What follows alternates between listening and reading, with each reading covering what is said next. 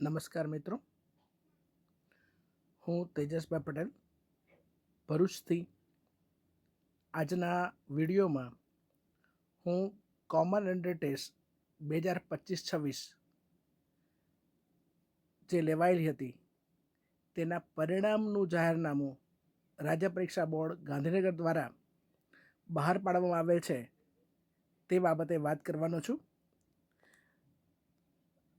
ધોરણ 5ના બાળકોએ સીઈટી એટલે કે કોમન એન્ટ્રી ટેસ્ટ 2025ની પરીક્ષા આપેલ હતી અને તેના પરિણામની આપ સૌ રાહ જોઈ રહ્યા હતા.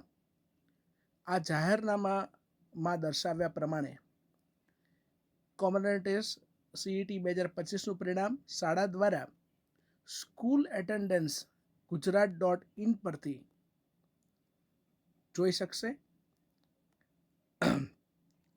જે ટૂંક સમયની અંદર શાળાના એટેન્ડન્સ પોર્ટલ પર પરિણામ મુકાઈ જવાનું છે.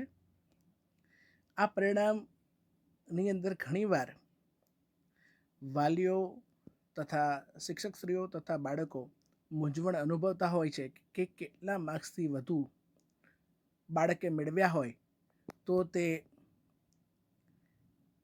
મેરિટ યાદીમાં છે એમ કહી શકાય.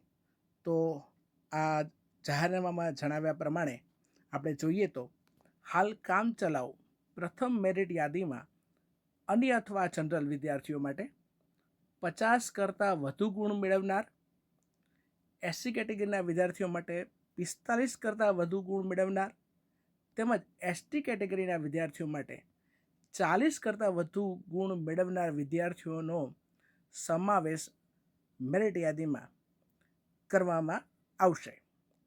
સ્વનિર્ભર અથવા તો ખાનગી શાળાના વિદ્યાર્થીઓની મેરિટ યાદી અલગથી બનાવવામાં આવશે. એટલે આ બાબત પરથી આપણે જે બાળકો છે એમને મેળવેલા ગુણ પરથી આપણે જાણી શકશું કે તેઓ પ્રથમ મેરિટ યાદીમાં આવેલ છે કે કેમ. આપ અહીં જોઈ શકો છો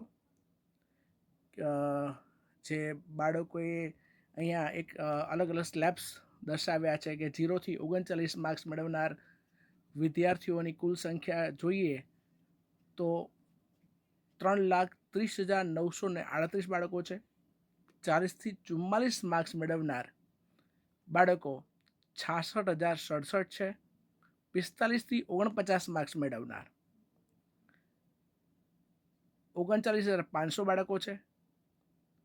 આમ આગળ વધતા 110થી 114 માર્ક્સ મેળવનાર બાળકો 9 વિદ્યાર્થીઓએ 110થી 114 માર્ક્સ વચ્ચેના માર્ક્સ મેળવ્યા છે, જે ખૂબ સારી બાબત કહેવાય.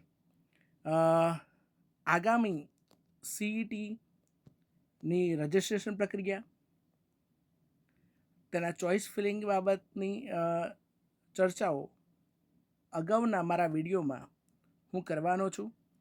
તો આપ સૌને વિનંતી છે કે સીઈટી બાબતે જે પણ આગામી પ્રક્રિયા છે એની આપ સૌને જાણકારી સમયસર મળતી રહે તે માટે આપ મારી ચેનલને સબસ્ક્રાઈબ કરી લેશો, જેથી આપને જેવો નવો વિડીયો હું બનાવું આપને મળી રહે અને આપ આગામી જેમને સીઈટી પરીક્ષાની અંદર મેરિટમાં આવેલા છે તેવા બાળકોને આપ આગામી પ્રક્રિયામાં લાભ અપાવવા માટે મદદરૂપ થઈ શકો. તે માટે આપ મારી ચેનલને સબસ્ક્રાઈબ કરી લેશો એવી મારી વિનંતી છે.